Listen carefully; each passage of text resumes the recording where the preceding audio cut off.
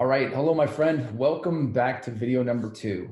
Thanks for checking in with us. And if you're watching this video, that means that you probably just finished or recently finished watching the video, How to Use the Search Champion Playbook. So welcome back, my friend. Doug Pedersen here, CEO of Careers and Nonprofits, and your friend and guide in this thing I call the Staffing Accelerator Group. So today or right now, I'm in front of my computer screen. I've got my clicker. I'm ready to train. And what I want to do is go deeper into the playbook. And I want to spend some time with you on each of the plays, discussing a little bit about the strategies and tactics that are within each play, within each category. And then also just some of the big things that you need to think about when trying to master each of those five areas. Okay. But before I do, I just want to honor you again for continuing on in this journey. So I know you're just getting a chance to get to know me and understand what this is all about, the accelerator group, the playbook. But I want to honor you for being curious and for taking a step forward in your learning, in your continual education, which really is a great action step in your overall growth. So I respect your time, I honor your time, and I'm just glad to be here with you. All right. So as we get started, I shared a little bit of my personal story in the last video, but I'm just wondering if you, my friend, have ever felt like you wanted to quit the staffing business. You ever have one of those days where you just felt like you've had nothing left to give? Well, the Lord knows that I have. Okay. And I know something about quitting, because what I haven't shared before is that I actually started this life as an obese person. All right. As an obese kid, really.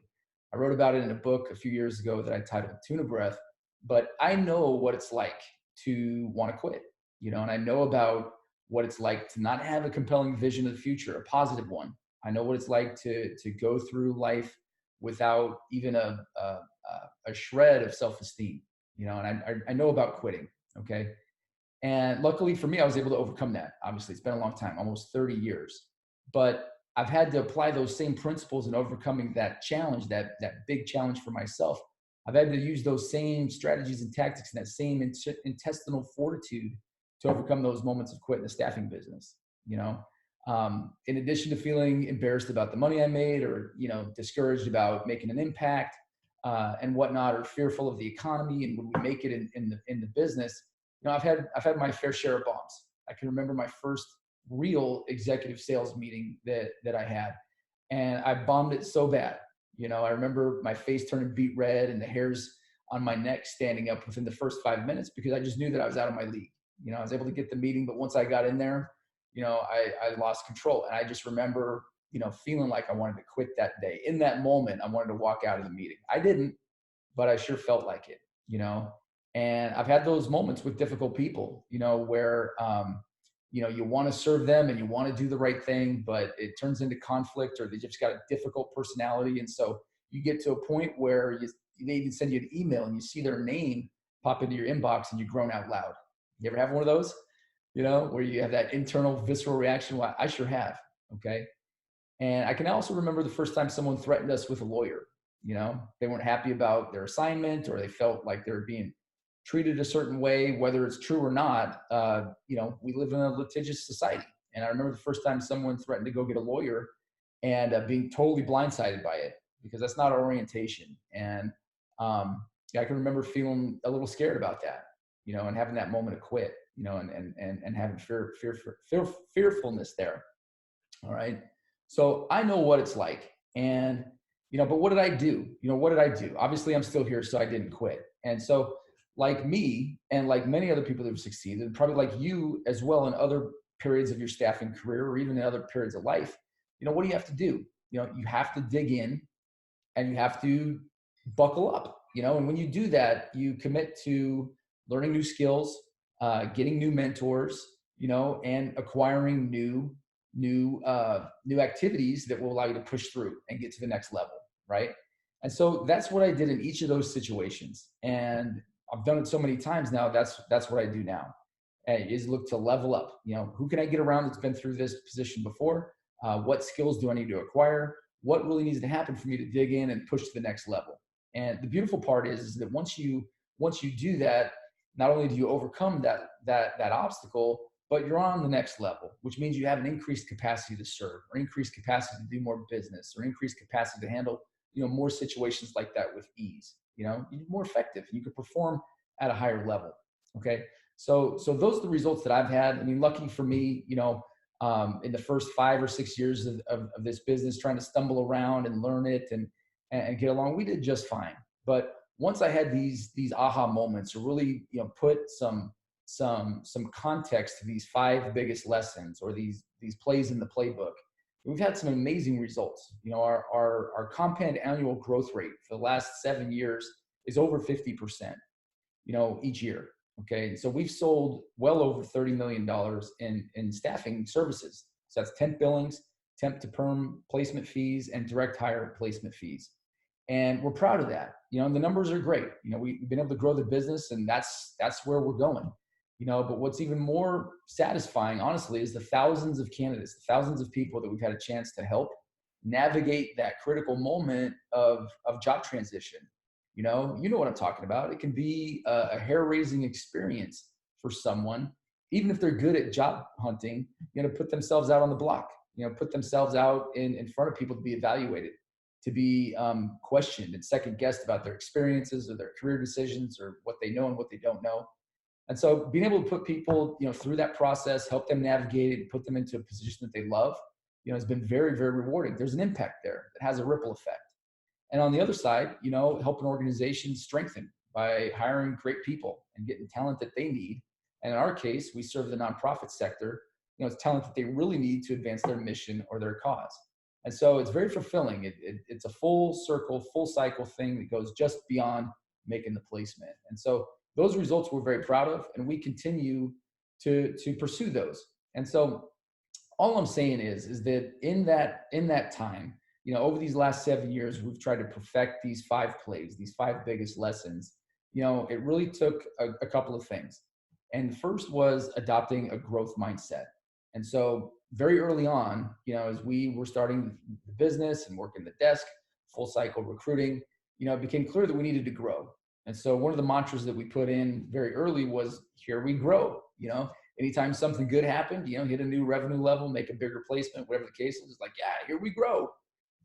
But anytime a conflict presented itself, or a problem or an issue or a criticism, we also, took that feedback objectively, looked at it, tried to improve, strengthen, and say, here we grow. Let's grow from here. Let's patch the boat up, strengthen it a little bit, and go sail into deeper waters. Here we grow. And so that was the first thing, is really just adopting a growth mindset, a growth mentality. All right.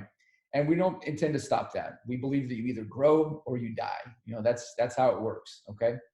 The second aspect of that was prioritizing self-care. Okay. Now I know, because I'm out there a lot, and I have that original story, right, of overcoming obesity. So health, nutrition, meditation, everything, well-being is just part of me. I've been on this path and on that journey for a long time.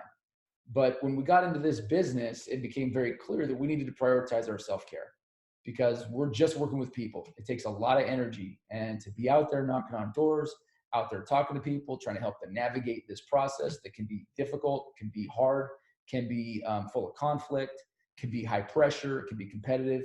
You got to be on your A game. You got to be able to approach those situations cool, calm, and collected, right?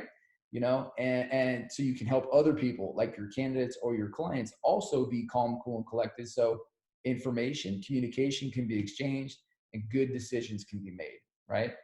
So prioritizing self-care has been a job, a requirement, and also a source of just a lot of amazing things for us and for our employees. And hopefully that translates to, and transfers to our clients and candidates as well.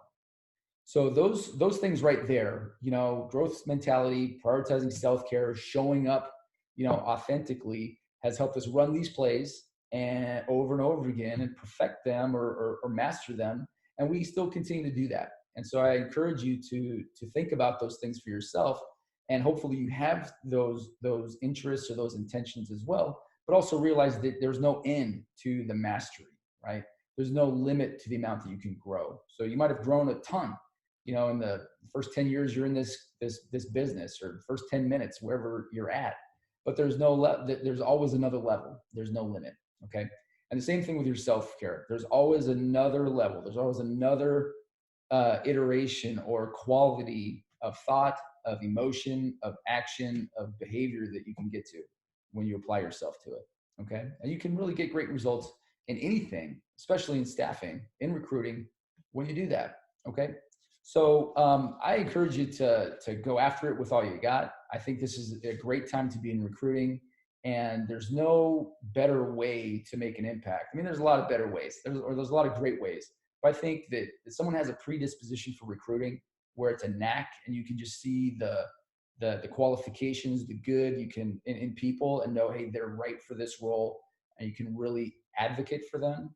You know, that's a search champion. And this is a great place to spend a long time and have longevity in a career. We can really make an impact and have financial freedom. I mean, that's really what I think you can do in this field. And whether you've, again, been in here 10 minutes or been here 10 years, that's always a possibility. And that's always the way that you can go. You can transition to that mindset anytime. Does that make sense? All right, guys, let's go ahead and dig into the playbook a little bit. And before I do, I just want to also preface the conversation. I'm going to flip to the slide here. I've got my clicker. Remember, I'm ready to train. So I'm going to share my screen with the presentation that I have and just look at the playbook with you. But, just know that, there's an old school to this business, and you might be part of it. So I'm not trying to insult anybody. But the old world of staffing was, in my mind, a place for pirates and raiders. And I say that with all the love in my heart, okay? But it was a place that it's for pirates and raiders, running and gunning, headhunting, where it's highly competitive. It's a race to the candidate. It's a race to the client. There's only one winner, and everyone else has to lose, And you know what I'm talking about. Some of this DNA still exists in our industry. You might work in a shop where it's like that. There's no collaboration and it's highly competitive. People don't share information or share candidates or tactics or techniques or anything. And you're just kind of on an island on your own, or you might operate that way. There's plenty of training, and there's plenty of big billers out there and $1 million biller training that you can go after, where it's all about the numbers and it's all about, how much do you bill each year over year. And there's nothing wrong with that. Don't get me wrong. We're in business. We're a for-profit business. You can't sustain the mission without the money. So I get the business side of it. But we just believe that there's a new school afoot, all right? A new way of doing this business and a new way of collaboration that not only makes sense, but actually adds real value, not just to you, your team, but also to your clients and your candidates. Okay, so I'm here to change that. I've been in rooms where big billers or other owners, staffing owners, have been across the table from me, and they're very clear and not shy at all about sharing the fact that they see their candidates as inventory, and their coworkers or their staff or their team as like assembly line workers, and I don't agree with that. I think we're in the people business for sure, but there's a right way to treat people. That's just common decency, integrity and respect. And that goes all the way around, not just to the candidates, not just to the clients, but to your coworkers, to your boss, to everybody. That's just a way of life in my book. So that's the new school, and the new breed of search champion, the new breed of search professional realizes that, transparency is key, right? It's 2019. It's almost about to be 2020, a new decade. We're talking about internally, what does the recruiter of 2020 look like? And, things are crazy economically right now. They're crazy politically. They're crazy globally. It's crazy on the internet, and transparency has disrupted a lot of things. It's disrupted a lot of industries and changed the processes. And people know more about what's going on around them, what's going on in the recruiting process, what's going on inside of organizations.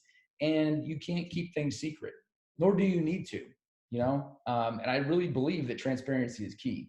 The more you can effectively communicate and keep people from assuming things, whether it's in the process or about you or your nature or your process, the better. And the better you can communicate effectively, you can avoid miscommunication, right? And mistakes and assumptions from being made when you really don't want that. And we need effective communication. So transparency is key. Collaboration is also key. We've got a whole generation of people that want to collaborate, and that's their natural starting point. So we know that there doesn't need to be just one winner. There's no such thing as scarcity. Okay. So there's enough for all of us. There's plenty of work out there. 2019, we're in a candidate-driven market. There's more work than any of us could do individually or collectively. There's a big job out there to help people transition and get into the positions that they love, where they can make a difference, feel fulfilled, and support themselves, their family, or whatever it is that they want to do in life. So collaboration is key. That is the way to success. That is the way to fulfillment. Working together with mutual respect, with value, with high performance, that's the way to go. And that's what you need internally from an orientation as an individual. That's what's working in small teams, in offices or departments, branches, in a company. And that also is, I believe, the best way to add real value to your client and your candidate, because the speed of information is so much better when you work together and collaborate versus, individually as a solo person. Okay. I hope that makes sense. So old school versus new school. So as we go through the playbook, each play, we're going to look at it a little bit. I want you to think about that. Okay. Think about where you fit, what school of thought you are in or would like to be in, and go deeper in. All right. Makes sense? Okay. So bear with me for a moment. I'm going to share my screen and pull up the presentation. And we're going to click through things here. All right. So there we are. Hopefully y'all can see that.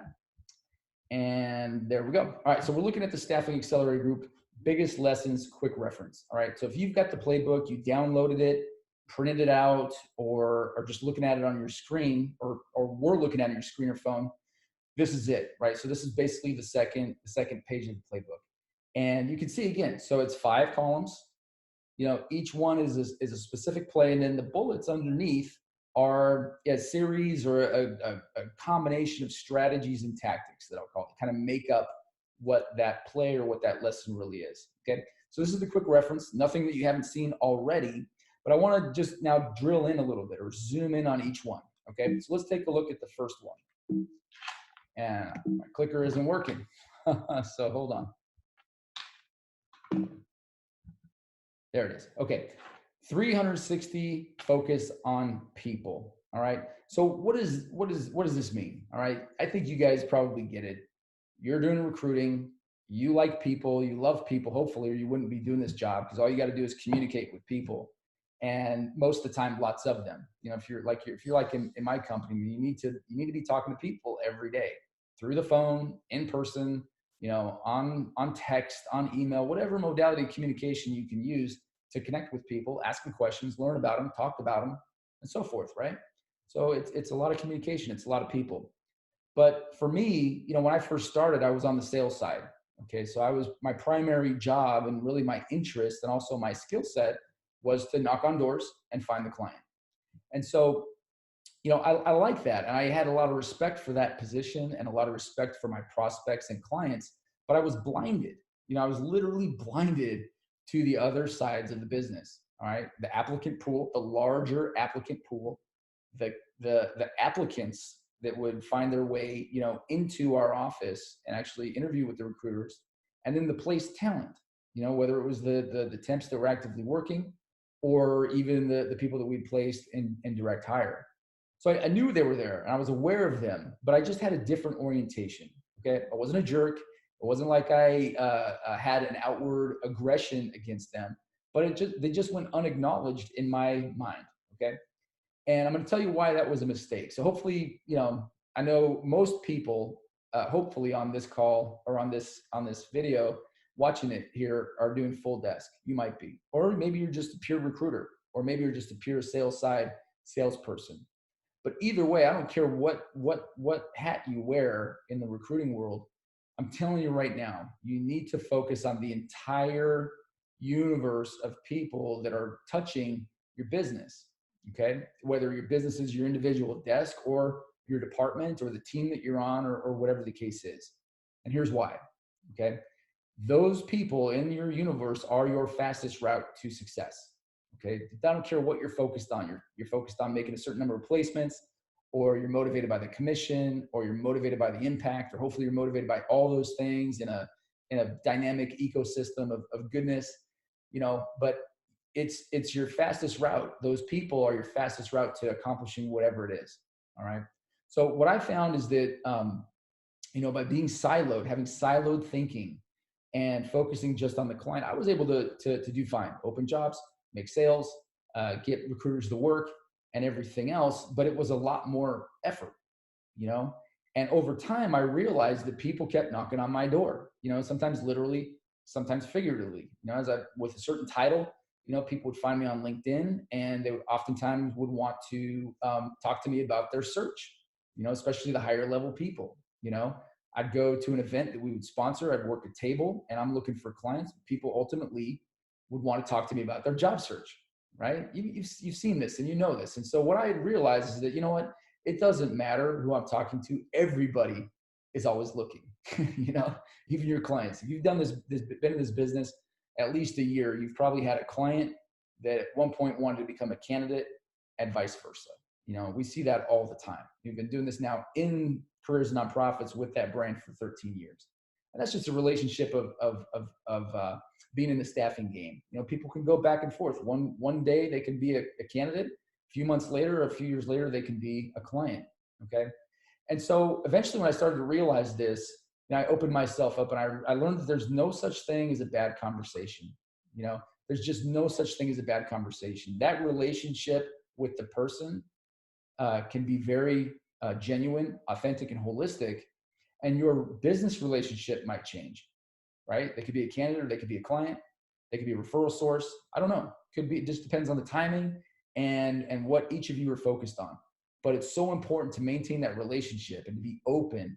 And whether you're a pure salesperson or just a pure recruiter, right? And you don't do business development, I'm telling you, these relationships change.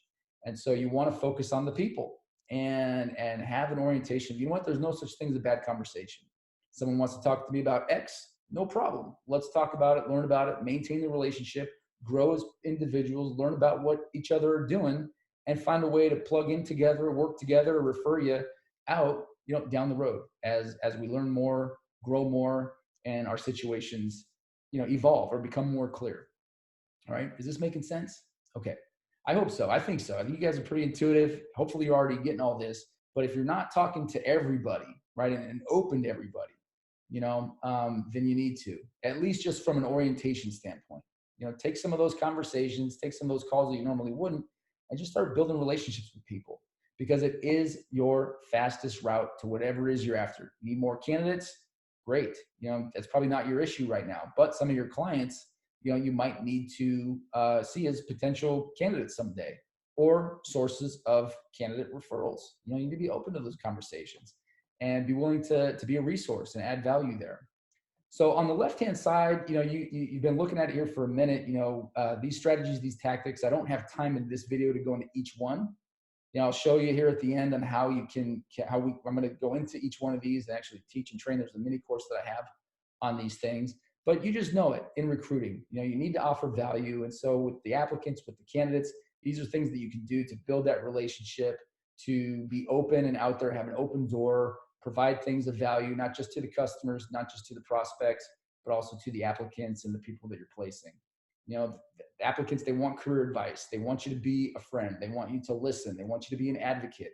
And so we found that offering different types of coaching, informal, these aren't like paid services to them, but helping them navigate their career and navigate not just the recruiting process is something that they want, and something that brings them closer to us and builds that relationship.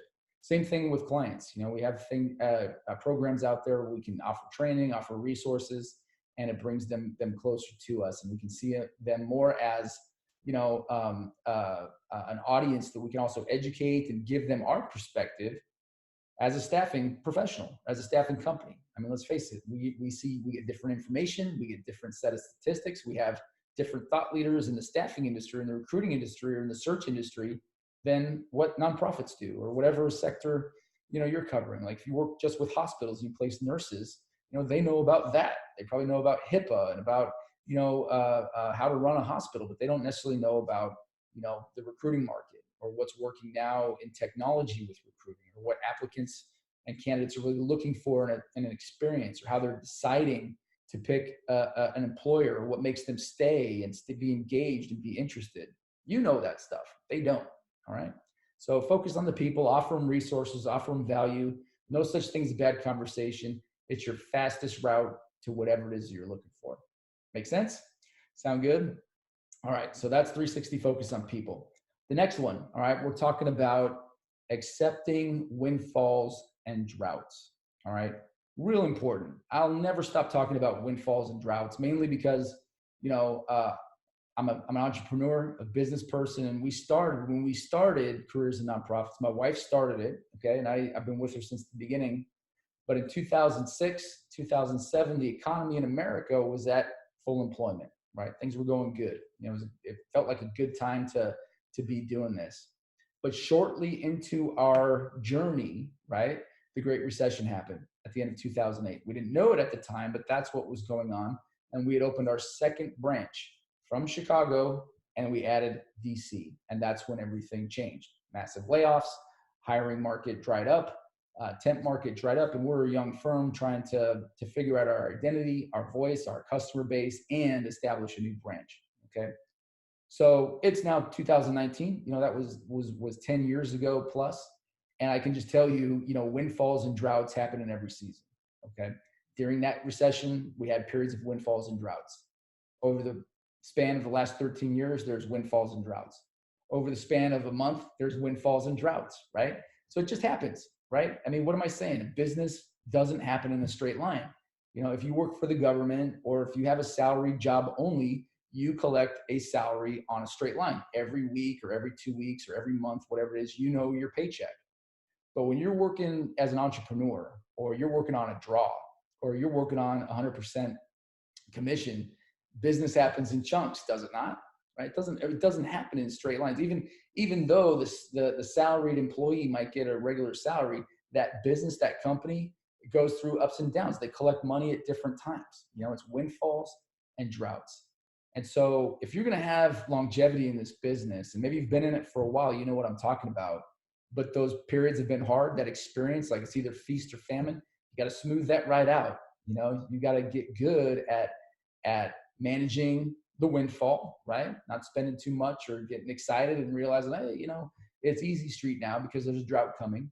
And when you're in a drought, you need to be resourceful and you need to have some things set aside. You need to have some, not just money in the bank, but you need to have some plays in your playbook to be able to get through that drought and find the market, because there is one. I believe there's a staffing buyer in every market, especially in America. There's so much money in this global economy right now and in America and whatnot. There's a buyer in every market. It's just a matter of who's going to offer the value and be able to understand that there is a buyer in every market. You can still survive and thrive the drought and come out stronger on the other side.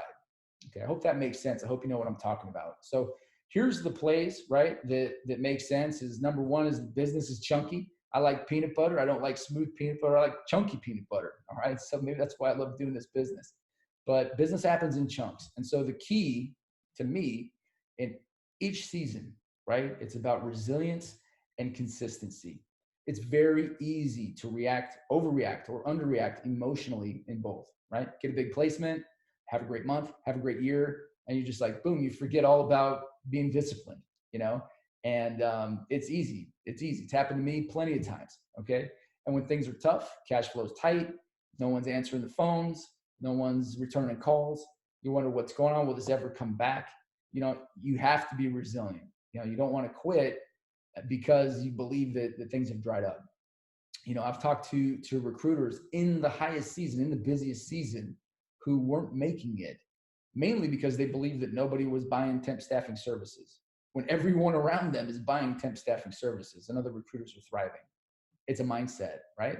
You know, and so just know that it's about being resilient in each season, you know, being practical, being logical, being slightly emotional so you can feel good, but then you can be consistent, you know, and then shift gears, you know, in whatever season that you're in. You know, maybe you need to go a little bit faster. Maybe you need to go a little bit slower and pace yourself. You know, maybe you have to have some safeguards in place. You know, you have to find new markets and expand the pie, if you will. Okay. That's when this comment here, expand the pie, that's one of the reasons we didn't know it at the time that we were able to get through the recession, you know, that period of 2000, end of 8, 2009 and 10. So, you know, we had grown our Chicago branch up to that point. And then when, you know, everything seemed to skip, we were now operating in two cities, but we were operating in two cities. So Chicago might have stayed flat, or retracted slightly, but we were slowly, eventually able to attain some clients in DC. Okay. And even though it was tough and it was difficult and we heard all the no's, and I got told so many times, Doug, we're not hiring. Why would you be, contacting me? I'll keep your information, but we're not going to hire for 2-3 years. They didn't know that was true. My phone started ringing within 2-3 months. Okay. So that expansion of our pie, even though it was difficult, even though we were running on a shoestring budget and with a shoestring staff, we didn't quit, but we had expanded our opportunity. And just swimming in one little pond, now we're swimming in two ponds. Okay. And we were able to grow in that market by expanding the pie. Do you need to own a firm to do that? No. Maybe you need to expand your account base. Maybe you need to expand your territory, go from one region to the next, and compete. It's not going to be easy, but that's how you do it. All right. I know you know what I'm talking about. If you've been around for a while, you know what I'm talking about. And if that's been difficult for you, you don't like to do that, boom. That's why you got to be resilient. See the opportunity and go after it with gusto. All right. So that's windfalls and droughts. Making sense? You guys liking this? I hope so. All right. Number 3. All right. We're talking about world class. And when we first started using this term world class, I was met with that raised eyebrow. People get a little, I don't know if humble is the word, but a little reserved when you start throwing around the word world class and saying, hey, I want us to adopt a world class mentality, a world class process, and have a world class service. It's a high standard, right? What do you think the greatest Olympians feel, when they're chasing that gold medal? All right. Do you think they're afraid of saying the word world class athlete? My guess is no. All right. And so I believe that, in many ways, staffing can be looked at as a sport, a respectful sport, whether it's sportsmanship, sportswomanship, and we shouldn't be bashful or feel afraid to chase after a world-class standard. And, part of it for me is also knowing just where the reputation is for the staffing industry. I talked about it before in other videos, but it was easy to feel discouraged or kind of sleazy, about recruiter, because everybody's had a bad experience with a recruiter. If you just Google, this was pointed out to me a couple of days ago, not long ago. If you just put in a Google search box, recruiters are, and look at the list of things that will populate that you can choose from, it's not a nice list. It says recruiters are lazy, recruiters are dumb, recruiters are, on and on and on. It's all negative stuff. And that's a Google response. When you look at the formal study of where client satisfaction is in our industry, right? What staffing buyers say about recruiting agencies and those of us in them that work in them, right? Or that place talent, right? People that have been placed by staffing agencies. What's their satisfaction level with us? Those numbers are way down, measured by the Net Promoter Score. Some of you might be familiar with that. But the Net Promoter Score, when I first got into this industry for place talent for recruiters, was like a negative number. It was like -20. How do you get a negative satisfaction number? I thought absolute 0 would be the lowest. But it was like -20. It's improved a little bit. It's improved some. With clients, it was a little higher, but I don't think it never broke 20%. Which means that 80% of the market doesn't like you or doesn't acknowledge you. Or doesn't think they're not that satisfied with you. So I just know there's room for more. I don't like being on that end of the bell curve. That's just my personal value system. I believe that when you carry yourself a certain way and you want to do good things for good people and do it the right way, that it's okay to feel world class. And that doesn't mean you start there. You got to work for it. That athlete that's going to the games, they've worked hard, their whole life, and they're out there doing the little things over and over and over and over again to be able to compete and perform their best in that moment, right? In that sprint, in that game, whatever it is. All right. So I think the pursuit of world class is a novel one. And if you're going to do that in this business, you have to focus on your clients and your candidates and the people in your universe, right? We talked about 360 focus on people, but you got to pay attention to their satisfaction level, and you have to dig in, this can't be an impersonal activity. Recruiting is not impersonal, right? It's personal. It's people. You need to go deep with them. right? So what am I saying? It's the placement that you've made. It's the temporary employee or the temporary worker, the associate that's out there working at the client site. You got to check in with them and figure out how they're doing. How do they like it? How are they being treated? And not be afraid of getting the negative response. If they're not being treated well, they're not being supervised well, there's miscommunication and they don't like it. Got to dig in, got to get into these people issues, and smooth them out and be there and help raise the satisfaction levels. Be there, not just to make the placement, to be the advocate, but also help resolve miscommunication and resolve conflicts for our clients, for our candidates as they're working together, not just in our process. Okay. So this is what I believe. It's about creating raving fans, and committing to that when you know better, right? I'm sure you're watching this video for a reason. All right. So some of this has to be resonating with you. Actually, a lot of it probably is already conscious in your awareness already, and you know better, and you probably already do better. But that's my mantra. Hey, we know how to treat people. We've been raised with integrity, with respect. We know how to speak to people. We know how to listen. And so let's do better. Let's make sure that we're doing that as best as possible in every instance, and try to push people's satisfaction levels up, not just to create raving fans and to get referrals, although that's what comes from it, right? A lot of us will measure referrals, and a lot of us will measure the NPS score for satisfaction level, try to get an award and all that. But and these are good things. These are valid business considerations and resources and tools, but to be worthy of a referral, isn't just about asking. It's about being worthy of a referral. It's about being somebody who cares and who offers value and can be a real resource, a trusted resource. To me, that's the person that gets my referral. So I believe you have to strive for that. When you know better, you got to do better every time. That's the goal. Now, and people have bad days. People have bad afternoons. You get bad news. But once you get resilient, prioritize your self-care, that stuff goes away for the most part, And so you got to do better in every instance. Remember, we're striving. You don't have to be there now, and maybe you'll never be there, but you have to work at it and do better. It's about authenticity. It's about integrity. It's about relationship. The new breed of search champion, right? The new school of staffing understands that. And so do the customers, right? And so do the candidates. In fact, that's a requirement. That's where we're headed. That's what wins right now. So commit to world class. You know better. You got to do better. Sure, we're going to have bad days. Sure, we're going to have bad moments. Absolutely, we're going to get bad news. But it's how are we going to respond with our character? What's deep on the inside? We're going to run away from that issue, run away from the problem, or hide from making that phone call. We're going to dig in, work it out, and create a fan in the process, and be in there with them. All right. World class. Okay. Number 4. We're on number 4. Only 2 more to go. All right. So I love this one, right? I'm an old school salesperson. And so this one's all about not negotiating price, or says stop negotiating price. And so, I don't know where you're coming from. Some of you might have boundaries to negotiating, where like these are the ranges that you can play with your bill rates or with your fee rates or whatever the case is. Some of you might, have full autonomy and be able to say whatever rate you want. If you're a sole proprietor or an independent recruiter or whatnot, and or maybe not. Maybe you're in a firm or in a company where it's very set. There's no negotiation and just is what it is, and you've got no control. You have to escalate things when it happens.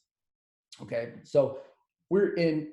I'm the CEO of a company, so I get to dictate what we do here. But I can tell you that when we started, we had guidelines and we had our fee rates set, but we negotiated a lot, and we felt that we had to, especially in the recession. We had to get into the industry. We were a new firm, and new players. And, we felt like we got beat up on price a lot. We just work with nonprofits, right? So we heard that over and over again, that we needed to lower our rates, or, we're just nonprofits, so we don't have the budget, the common objections, And so all that's valid, but what I can tell you and what I've learned is that people pleasing is a way, okay? You can do a lot of business and you can sell a lot of things. But I think what really comes down to it, and this was for me, and so this might resonate with some of you, a lot of it, I was trying to people please. Okay. We bend over on our negotiation to people please. And so I just believe that the other way is better. And that when you stand up for yourself, for your team, for your services, because we are committing to world class and we are performing at a certain level, that it's okay to have a fee rate that you're worth, and not allow someone to make you feel bad, that it's too expensive, or make you feel like, you need to change it because they're negotiating. And a lot of times it's a game, right? Negotiation. You have to come back with some kind of criticism of what you're doing or about your rates, or some angle, dangle some carrot in front of you to make you lower your rate 5 or even 10%, thousands of dollars. And so again, people pleasing is a way, but I think that the way to go is to be aware of people, to be respectful of people, but your rate is what your rate is. And if it's set the right way and you believe in it, then you shouldn't have to negotiate, right? Real value is what you're providing, and real value is what earns respect, and real value is worth a certain rate. All right. And that's business. The numbers make sense or they don't. It has nothing to do with what the person feels or what they think, or value is value. If you're providing a service that brings value, that's quantifiable, it's about the numbers. It's about the money. It's not about how they feel or what they think or what they might say to make you drift off course. I hope this is making sense. I'm kind of being vague and dancing around it a little here, but I hope this makes sense. Okay. So instead of, you can definitely negotiate. And I think that there's lots of schools of thought. You can go to webinars, you can read books all about negotiation. And sometimes you do, it's a game. There's a psychology to it. And there's real strategies and tactics that work. But what we've found, and what I've found, and what I love to do, is have a tiered pricing structure for every buyer. And if you're, most of you, especially at first here now as I'm rolling this stuff out, are in America, when was the last time you negotiated for anything you bought on the consumer level that wasn't at a swap meet or on eBay? All right. We don't negotiate in this country very much for the things that we buy. You go to the grocery store, the prices are set. You go to a restaurant, the prices are set. What do you negotiate? You negotiate the amount that you're going to tip, in your mind. If you are or you aren't, then what's the amount? When you're in a cab or taking an Uber or a Lyft, you might negotiate in your own mind what you might tip that person. But the rate is the rate. The price is the price. And in business, it's a little bit different. There's businesses out there where everything's negotiable. There's businesses out there where some things are negotiable, and then there's businesses out there where it's just set. Most of the vendors that I work with, we might negotiate a little bit. For the most part, prices are set. And I just think that if you're going to move forward and travel a great distance in this business and have longevity, you need to figure out what your value is, set that, and keep it, and keep that backbone stiff. And so just like a menu might have different price, at the restaurant, different, priced items, different priced entrees for whatever the person is hungry for or what they might feel they have in their pocket that day to make a restaurant ticket, make a sale. You need to have that on your desk, okay, and understand how that works. And once you have a pricing strategy or pricing tier for what I call like a high risk buyer, a lower risk buyer, or a riskless buyer, these are just basically different rates. We do contingent search. So if someone wants us to do a straight contingent search, that's a high risk search for us, right? We have a risk of not placing it. In fact, the average right now in the industry is 30%. And a search like that, you got a 30% chance of placing it. So you could end up wasting a lot of time if you're just doing straight contingent. And so, laws of economics, laws of finance, high risk, high reward. So if we're doing a straight contingent search, we have a fee rate for that, and we don't deviate. I don't lower it. We might move on other aspects, other terms and conditions of that search, but the fee is the fee. Okay. Someone wants to lower my risk, then we have a lower fee rate, right? And we usually have a higher probability of placing that search. We get a better engagement and a better search when they lower our risk a little bit and pay a retainer fee or pay an engagement fee up front. Okay. And if those fees are too high, then we have this thing called temp to perm. A lot of you might even just do that, and so if someone doesn't want to pay those search fees, then they can basically scale it however they want and they get walked into temp to perm. Okay. But we don't negotiate the fees. We try and understand what kind of buyer they are, understand their budget, and then we show them and let them self-select what fee rate is going to work for them based on the timing, based on their budget, based on just how they feel about, the spend and whatnot. Does that make sense? Okay, so if a tier for every type of buyer, you don't have to go negotiate the fee, you just have to listen educate them and help them self-select what the right fee is going to be for them. Okay. Temp, same way. Most of you probably experienced, if you're placing temps out there, the client might dictate what it is that what they're going to pay. Your margins might be real low. I don't recommend that business. I hate low margin business, but there's a lot of it in our industry. Okay. But client, or whether or not you can have that fee rate, there should be certain types of people of experiences that they can get for that, right? You got to show them the market. Or if they don't have a set budget and you've got to show them what's out there, you need to show them, people at different levels so that they can self-select what's going to be good for their budget, an hourly bill rate that they can digest or that they can afford, and it's also going to give them the value that they need. Okay, pretty simple stuff. I hope this is translating. All right, but there's other things that you can do here on the list, right? It's accelerated conversions, juxtaposition. These are other strategies and ways that you can work through that negotiation and help get off the fee conversation or the bill rate conversation. You can negotiate it and you can set terms and conditions, but you talk about those things, the terms and conditions. That's what we can negotiate, not the fee, not the bill rate. Okay, there's a rate and there's a fee for every buyer. Everything else we can figure out, but the price is the price. Make sense? All right, people pleasing is a way. Don't let them make you feel bad. Don't let them make you feel that you're not worth it, because you are. All right. The last one here is optimize activities. Oh my gosh, I love this topic, you guys. And if nothing else, well, you got to pay attention to everything. But if nothing else, just pay attention to what you're doing every day. All right. Some of you seasoned players, right? To get it done. If you're a big biller, you're $1 million biller, how'd you get there? Activities, right? You've been busy. Hopefully you feel good about those activities. Hopefully you feel good at the end of the day and you're charged up by them, not ground down and burned out. You've been in this business 10 minutes, 10 months, you've been pressed on the activities. We do an orientation for all the new hires in my company. And I sit down with them usually on a screen like this, and we start talking about activities. And we've got a baseline level of activities, a blueprint, if you will, of activities that they need to do if they want to have a shot, not of keeping their job, but of being effective, being effective in helping people make placements or earn the commission that they want. It's not just going to come to you, especially in the way we do the business. It's a lot of outreach. It's a lot of being in the mix and being in the flow of the market, And so if you're not optimizing your activities, first, if you're not doing the activities, you're toast, right? But if you're going to be very active and shift gears in and out, making phone screens, doing interviews, doing client management, making client calls, doing business development, working a full desk, you need to be optimized. You need to understand time management. You need to understand the relationship between urgent and important activities, urgent, not important activities, not urgent, important activities, and not urgent, not important activities. Okay, basically just outlining the Eisenhower box. And it's a key thing. It's real key thing. You need to understand time management. You need to understand time hacks. You need to know how to stay close to the money if you're focused on that. Close to the placement if you're focused on that. These are the same things. Stay close to the impact activities if you're focused on that. They're all the same. Okay. So there's things that we've developed. This is just what we call them. It's the Temp 80-20 rule, our perm ideal client. And there's ways and tactics that we follow to optimize the activities. And we actually have ranked things. Hey, what's urgent and important?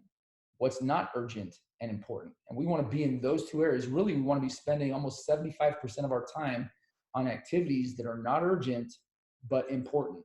That's where it happens. You can avoid a lot of the flare-ups and the fires and everything else when you're just doing the good work of recruiting. 75, 80% of your day or more, 90, 95% of your day would be great. If you could be just doing things that are important, but not urgent, right?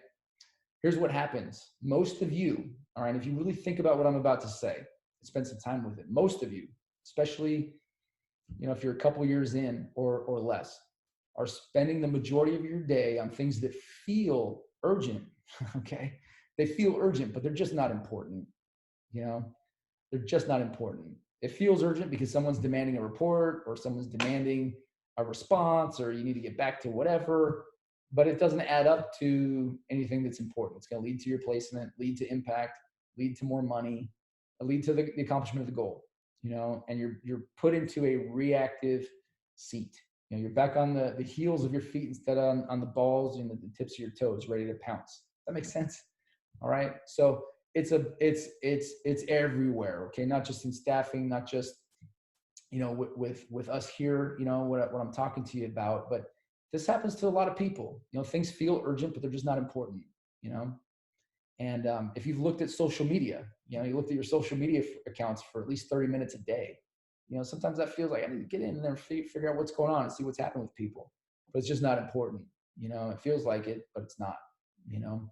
So that's just one example, but there's a whole series of things that you can do, right? That you need to do using this Eisenhower box framework to really understand, how to prioritize things, how to get into the money or get into the impact or get into, that zone of being highly, highly effective at a reasonable pace where you're not at an urgent, hairs on fire every day, every moment, because you're trying to get back to people that are demanding things. All right. So you got to optimize your activities. It makes a big, big, big difference, not just in your day and how you feel about it, but in your productivity and what you produce and the returns on that, right? The return on the gross profit, the return in your commission check, the return on the impact that you're making with others, and so forth. All right, you follow me? All right, so make sure you're optimizing. All right, so here it is. The big thing with optimizing, and I'm talking about ideal client and temp 80/20, is that everybody's not a client. Inevitably, when we started analyzing this, and I knew this already just coming from the sales background that I had and all the training, high-level training that I've had, is that everybody's not a client. There's an ideal client out there. And those are the ones that you need to have systems, activities, awareness of, and find and work with them. Because inevitably, if you've got 20 clients, or let's just say 100, hopefully you've got 100 clients, that you work with. The ones that take the majority of your time, right? That make you feel like things are urgent and you need to get back to them, and it's always a problem. Those are the ones you're spending the majority of your time with, but are usually producing minimal amounts of gross profit, or they're producing a minimal amount to your overall revenue, whether you're counting it for the month or the year or whatever the case is. It's just how it is. They're not an ideal client. And so they're someone else's ideal client. But if you're finding yourself spending the majority of your time, putting out fires and answering, problems, and people are complaining about you, look at them, they're probably not paying you either, and so you need to find a way out of those engagements and work with people that are just the opposite, that are your ideal client, that are your people, right? They're your fans. They love you. They value you. They want to pay you. You have them on your list. You need to focus there. And you need to grow that portion and upgrade in that area. There's a way to do that. And so I've got an analogy here I like to use. Hopefully it resonates. I'm not trying to insult anybody, but it says, how does a dog know that it's yours? So there's probably some cat people, on this watching the video here. But if you're a cat person, just play along with me for a minute. All right. How does a dog know that it's yours? When you go rescue one or go buy one or whatever. Well, you name it and you feed it, right?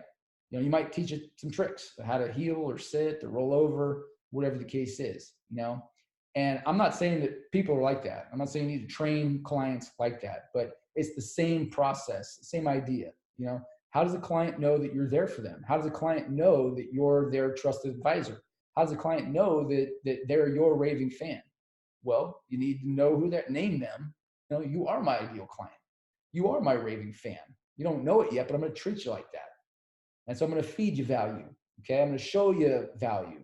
I'm going to show you where you can come and get things that you need so that you come back and that we can work together. All right. I know that makes sense. I know that one landed. So not everyone's your client. Not every dog in the pound can you rescue. Not every dog in the store when you go is going to come up to you. There's always going to be that one that comes up and is playful and is excited to see you. And, that's the one that's going to go home with your little girl, and play with you, So not every client is your ideal client. You can't serve everybody. People pleasing is a way, but it ain't the best way. All right. So how does your dog know it's yours? You name it, you take care of it, and you build a relationship. You love them, right? Okay. Makes sense. I know that made sense. That's good stuff right there. All right, so here's the summary. All right, so 5 plays to me work as a foundation. All right, I kind of like to look at this graphic as a like a pyramid, like as a 3D graphic. You think like it kind of comes up. Well, this is a great foundation, right? 360 focus on people, accepting windfalls and droughts, committing to world class, stop negotiating price, optimize activities. When you have this stuff, There's a lot to it, you know, and I'm just trying to give you a taste of it and really what is it. But once you get into it and start running these plays, you know, there's a lot to it, you know, and it takes repetition. It takes time, just like plays on a football field, you know, plays on a football team or on a basketball team or, you know, on a tumbling team, for Christ's sakes. I mean, it takes time to get good at this stuff. And there's a lot of moving parts, but it does get easier and it does get simpler. And so what I've seen is that the biggest mistake, right? The biggest mistake with people that come into the business, right? Like I said, we hire people usually not from within the staffing industry. They've got great character and they care and they want to make a difference, but they might not understand staffing or recruiting. Or when I talk to people, right, in the industry, right, people, a lot of times they're finding me because they're burned out. And I like to talk about self-care and how to manage burnout and engage self-care and self-care practices in the workplace that make sense, you know. They usually either don't know the plays, they don't know the playbook, they don't know the plays, or they know this stuff to some degree or their version of it, but they don't execute. You know, they don't follow the plays. You know, and that's usually the biggest issue, right? People don't have the strategies and tactics. They don't learn new stuff. They don't dig in, or they don't try to push through. And they've ultimately, you know, in case of the new person, the staffing tourist, I like to say, instead of the staffing champion, you know, they get ground down to a pulp. Their activities don't add up to enough, and they quit. You know, or in the other instance, and some of you might be that way, like you're able to do the activities, you grind it out, you make the money, you feel good sometimes, but a lot of times, you know, at the end of the day, you just don't feel like you have anything left to give. You know, maybe the resilience is really where you need to work. You know, or the self care, or reprioritizing your time and getting some of your time back. You know, working with people that are better for you. You know, all right, so I really don't want any of that to happen to you. So in the last few minutes we have together, I want to tell you about a program that I created that will allow us to work together. Okay, it's called the Staffing Accelerator Group. And before I tell you about the program, I just want to share these quotes with you. Everybody knows Oprah. I love Oprah, and you probably do too. But she says that a mentor is someone who allows you to see the hope inside yourself, right? And Steven Spielberg, who is the creator, director, producer of some of the best movies, you know, that have occurred in my lifetime, he says that the delicate balance of mentoring someone is not creating them in your own image, but giving them the opportunity to create themselves. Okay. And so I like these quotes because that's really what I want to bring out in our work together in the Staffing Accelerator Group, which is a group mentoring program. Okay. As we've seen in the plays or the five biggest lessons, you know, it's really going to take the best of you, not the best of me, to execute and to operate within your role, within your job, with the people that are in your staffing universe, right? So I want to help you bring out the best of what you've got and get the best of what you're meant to have using the plays and the lessons and the proximity that I've already discovered. Okay. Now, I'm also a spiritual guy and I'm not here to preach to you, but even the Bible says iron sharpens iron and one man sharpens another, just as one woman sharpens another. Okay. So these are my intentions with the Staffing Accelerator Group. And it's all about group mentoring. All right. And I'm going to deliver it using this innovative 3x4 framework. So, what is that? Okay. You've seen the biggest plays, the five biggest lessons, and you can boil all that down into these three core training areas. Okay. So, I'm not trying to confuse you with names or programs or frameworks, but basically, these are the three areas that I've found everybody needs to be successful in if they want to have longevity in the staffing business. Okay. There's a pressure to produce and make new sales. There's a lot of pressure with that, whether you're salary and commission on a draw or straight commission. There's a pressure to produce new sales and to provide in this industry month after month. Okay. So it's all about production prime time, right? You got to get good at production and you got to be able to show up in prime time when the lights are on, when it matters, make the play, make the sale, bring home the client, and so forth. You get the idea. All right. So that's, you got to get good there. That's one of the core training areas. The second one is 24/7/365 pacing. All right. We're online. All right. 51% of the world's online. We're hyper connected. We're interconnected. And we're also working in an industry that's hyper competitive and hyperactive. All right. It's a lot of hyper. I get it. But some of the fastest growing firms right now have a strategy or have a goal of responding to new client inquiries within 5 minutes. First minute, the better. You know, faster the better. You know, it's instantaneous. And so how do you unplug? How are you going to unplug when your work is always in your pocket, on your phone? Or how can you unplug and still be productive? All right, it's all about self-care. It's about things that you've seen on the earlier slides, like resilience advantage and energy continuum and energy snowball, things like that. It's all about self-care. How do you unplug and still stay productive, in prime time? Okay. And the last training area is really about difficult people, right? We talked about, reacting when seeing a certain client or someone that's rubbed you the wrong way. It's really about conflict resolution, and I call that conflict survival. So, it's going to require resilience. It's going to require higher forms of thought and feeling to be able to show up in those moments, and not just show up and not quit, but to be able to do something about that and bring balance to the situation, to move forward productively together, or to end that engagement or that situation, that relationship on good terms, right? That's conflict survival. All of these things play together and lead to production prime time. Okay, so we're going to address all three of those areas 4 times per year. Make sense? So basically, that's what it is. Group mentoring with me in the Staffing Accelerator Group is 12 months, 12 trainings over the 3 core training areas 4 times per year. Each of these core training areas are big blocks of training, right? There's lots of information to give to you. All right. I'm doing this video this way because this is the format.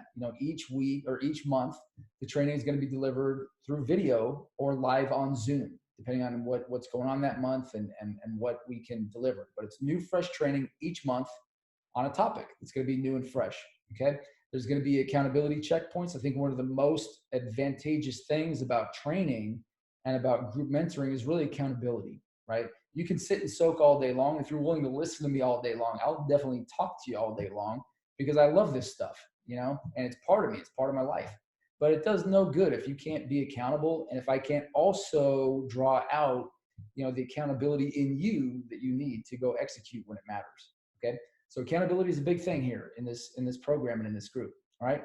Third thing is that we also do is each week or one week a month in each area, we're going to issue a strategic intervention challenge. Okay. So it's great to sit and soak. It's great to be personally accountable, but again, it does no good if you can't implement. So I want to spend a little bit of time each month to show you how to implement, give you a challenge that you can go execute on, and then also assess yourself and see how it goes. And then week 4 in each month is about rest, recovery, and being mindful. All right. You're going to get access to an exclusive Facebook group, a members only Facebook group where you can post your questions, post your results, post your comments. I'll be able to interact with you throughout the month and answer those things. We'll do some lives and just be part of a group that's progressive, taking their interest in learning to the next level and growing and having a quality experience with other quality members of this, not group, but of our industry. Okay. Last feature here really of the Staffing Accelerator Group is that it is online and it's all video based, but it's on demand. Okay, so I've chosen My Kajabi, or you'll have My Kajabi as a platform. And you have your own individual login, your own library where all the trainings, the assessments, the challenges are going to be. You'll be able to access anytime, okay? And it's on demand. So if I hold a live training and you can't make it, the recording is going to be there. And you're going to be able to watch it when it makes sense for you. You're going to be able to go back to it whenever you want. And so if you're joining at a time where we've already, accumulated content, you're going to have access to that as well. Okay, so you can go back and see what we talked about a few months ago and watch it again or interact with it at your leisure. Okay, it's also very modern. Kajabi is amazing. I love the platform. It's beautiful. It's simple. It works. And everything's going to be able to be mobile optimized. So you can watch this stuff on your phone. It's going to look good. You can be on a tablet, desktop, whatever. It's going to make sense and you'll be able to access it very easily. Okay. I know you're going to love it, and I know that this is different. And so I'm confident about it. I'm trying to show that to you. But, I've had the pleasure of building a firm and giving this training intimately to my own employees. And this is what we do. This is a big part of our company's DNA. And so I know that it's different. I know that you're going to love it because, it's going to feel good. You're going to be taking real growth steps in areas that are going to make a difference, in your professional life, maybe even in your personal life a bit too, but as you move forward in growth and achieve the next level and explore the next level and, push through to the, even further, we're going to be tapping into some of your essential human needs, and it's just gonna feel good. And that's why it's different, is because I'm interested in the whole you. All right. Don't hang out with me. Don't join if you're not interested in going deep, because that's where I swim. All right. I'm interested in the whole you. I really believe that there's value in the traditional staffing training, big biller stuff, $1 million biller stuff. You need to know the blocking and tackling of sales and of recruiting, definitely. But this is different because I'm interested in the whole you. I want you to know how to do that, but I want you to know how to execute those things with a certain orientation of yourself, with a certain resilience, with a recovery, with a certain world-class standard, and is going to allow you to execute those moves even more easily and simply. Okay. I'm interested in the whole you. So consider some of these other features and benefits. I know it's different. I know you're going to love it. I know it's a great deal. Okay. Some of you might be thinking that this is going to be expensive, or that this is expensive. All right. In the last 13 years of my professional career, my larger professional career, the last 13 years has been focused just on staffing. Okay. I can tell you that I've spent over $100,000 in business seminars, in training, and in personal development seminars. I've read hundreds of books, and I've lived thousands of scenarios, conflict scenarios, negotiation scenarios, sales scenarios. And I want to condense all that for you. I don't want you to have to spend all that time. Okay. And so I'm putting all of it into this program. The best of what I got, I want you to give it to you easily right away, and not have to spend all that time to get it. Keep in mind, I'm also an active CEO. I love training, and I love the trainers that we have in this industry, but I'm not someone that did this 20 years ago. I'm not on the sidelines. I'm an active CEO. I have a day job. I have a company, and we're growing. We're going to be opening another branch next year, and God willing, we'll open even more after that. Okay. So the same things that I'm evaluating and that we're doing in my company, I'm going to bring to the Staffing Accelerator Group, and I want to give it to you. I want to make it easily and accessible. Again, one of my missions is to help you improve, have self-discovery, have well-being, push through and grow, but also improve this industry and get our net promoter scores in industry to a respectable level. Okay. So it's going to be real easy. I want to give this to you, and it's just going to be $49 a month. That's it. It's a membership that you can opt in and out anytime. It's very flexible. As long as it works for you and I'm giving you value, you can hang out, and it's really easy. $49 a month. If you're like the recruiters I know, that's probably less than your monthly coffee bill, and it's way less than 2 SoulCycle classes in New York City. All right. So everybody can do this. It's very easy. I'm going to make it worth your while. Okay. But wait, there's more. All right. When you sign up today, I'm going to give you some bonuses. All right. There's a lot of learning to do to catch you up to be able to run these plays effectively. And I want to give you some real valuable training so that you can jump in, wherever we're at in the conversation of that the particular time of the year when you join, there's some foundational stuff that you need to learn. I want to give that to you as a bonus. So you've seen the playbook. We talked a little bit more about the 5 biggest lessons, but that's actually a portion of a mini course. All right. The Search Champion Roadmap. It's a mini course. It's video-based training. It's $497 if you purchase that standalone. But that's where we go deep in each of the plays. Okay. I'll show you the Eisenhower box. Remember, I closed on that last play, optimize activities. We're going to throw up there on the screen the Eisenhower box. We're going to teach you the quadrants. We're going to show you how we categorize all of our activities in our time, and show you how to allocate these time hacks where you're going to be, spending all of your time, majority, in important but not urgent work, and why that is. I'm going to explain all that. I'm going to teach you the Temp 80-20. I'm going to teach you the Perm Ideal Client Profile and how we do it so that you can implement it on your desk with your clients and with your people and make sense. All that stuff we're going to give you. So each one, it's video-based, $497, okay? I don't want this to be impersonal either, okay? We're going to be delivering it online. It's group mentorship. It's the easiest way that I can do it, and also have a wider distribution, okay? But I don't want this to be impersonal. I'm a real person. I'm coming to you from my home office. I want this to be personal.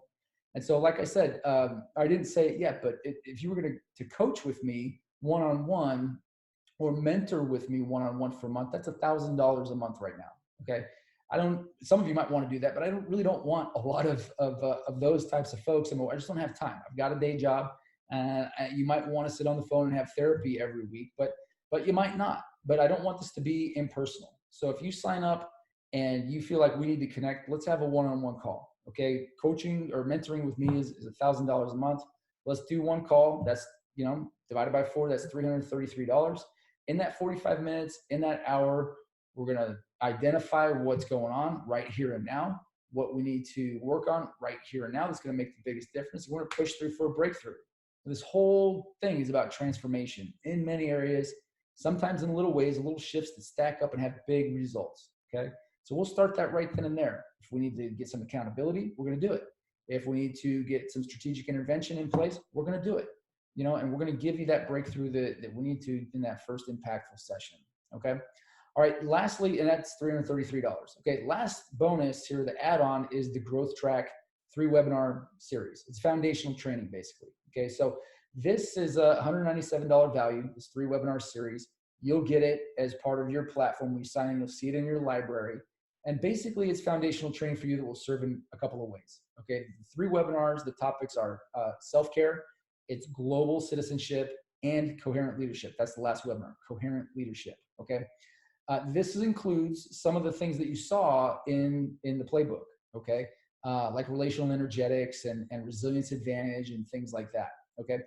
So you're going to benefit from that training. It's foundational to what we're going to be talking about in the accelerator group, throughout the course of the year. And it's going to offer, some insights and just give you a foundation, some of the vocabulary that we use and what's going to make sense, some of the techniques that are going to help you. And that's going to be real valuable. But additionally, remember what we talked about. The first play is 360 focus on people, right? This also was delivered. I created it and delivered it to our applicant pool, right? And our candidates. Okay. And we offered it as part of a Growth Track series to them. And so you can use this as an example, as a template for your own Growth Track series or your own training series or something of value that you can offer as you begin to widen out your influence on your 360 focus on people. Okay. So you can use that as a template and think about it that way. Okay. All right. So again, this is real simple. $49 a month. It's not going to kill you. It's risk-free. You get a 30-day money-back guarantee. So if you sign up today, for the next 30 days, you don't like it, change your mind, have buyer's remorse, hey, no problem. I'm not trying to lock you in here. This should be as flexible as possible. So tell me within the first 30 days, and I'll give you a full refund. No questions asked, no problem. You sign up today, and you get down the road, and 3 months from now, or 9 months from now, or 2 months from now, you decide that you need something else, or the training no longer serves your needs. No worries. It's month to month, so you can opt out anytime. Okay. There's no periods, contract periods, sign up periods, or anything like that. You can opt out anytime. There's literally no risk to you, right? No barriers to entry. All right. Another reason why you might want to consider this now is that I'm at the very beginning. Okay. I've been doing this a long time in my own company, but as I start to take this out to the world and build this site and build this community, eventually the price is going to go to $97 a month. And then ultimately, we're going to land at $197 a month. Okay. And so you're seeing it. So take advantage of being early and get it on the ground floor. Okay. The price isn't going to increase for you. It's going to stay $49 a month, and we get the best of what we got. As I continue to evaluate, learn, and grow myself, you're going to get that too. Okay. You're going to get that proximity. All right. And don't forget the innovative format that we're doing. It's not just sit and soak video training. All right. You're going to get accountability. You're also going to get implementation. Okay. Some of you are on the fence and thinking, yeah, Doug, but what am I actually going to learn? Okay, I know I have pressure to produce. I know I want to take better care of myself and feel good. And yeah, I don't want to be in conflict anymore. What exactly does that look like? Okay, so I'm going to pause. I'm going to slow down just for a minute here and leave this screen up for a while so you can really digest it. But this is the 3x4 framework laid out over the year. This is the content calendar. This is the topic calendar. Okay, first look at the top horizontally. Core training area 1 is at the top. Okay, I got my box here. All right, core training area 2 is in the middle. That's 24/7 by 365. Core training area 3 is at the bottom, right? Conflict survival. And then the months going across that we're going to address those training areas. Okay, now look vertically. All right, now you can start to see this quarter by quarter. So January, February, March. These are the topics, not the headlines, but these are the topics that I'll be talking about. So January is about quick coherence. That's a technique. Amazing. I'm going to teach you all about it, teach you how to do it, why you need to do it, show you the benefits of it, and we're going to practice it. And that's going to help you honestly be able to show up in a prime time way when it's time to produce. Okay. And get through like sticking points part of the day. Quick coherence is going to allow you to get past the pressures to produce. We're going to talk about that. Okay. So that's how the calendar works. These are the topics that we're actually going to be talking about each month. You can see the 3x4 as you go vertically vertically and horizontally, okay? But let's just take for an example, right? I've circled November, all right? It's November 1st, 2019 as I record this video, all right? So I wanted to show you what November looks like. Circle November, we're in a training block for training area 2, right? So we need to be talking about 24/7, 365 pacing, right? How to unplug in this busy, hyperactive market, right? World. So the topic this month for November is resilience advantage. Okay, you've seen some of that already in the playbook. I've talked about resilience and the need for it.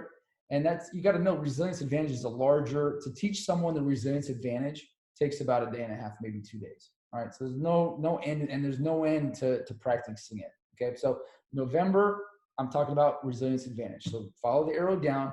So this is what the track looks like for November, week 1, week 2, week 3, week 4, what we're doing. Okay, so the topic is resilience advantage.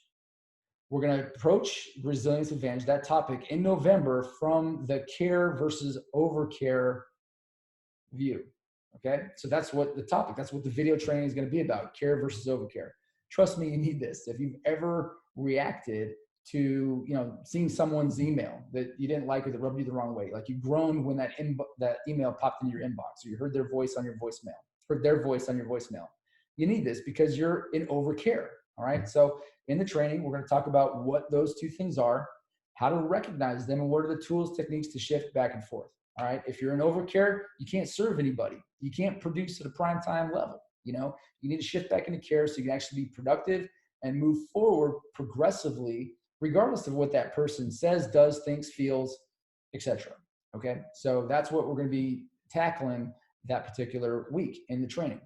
The second week, the assessment or the personal accountability checkpoint will be issued the second week in November. Third week in November is the implementation or the challenge. And then the fourth week is all about rest and recovery. Okay, that's what November will look like. If we're in a month where there's 5 weeks, you get 2 weeks of rest and recovery and mindfulness on the topic.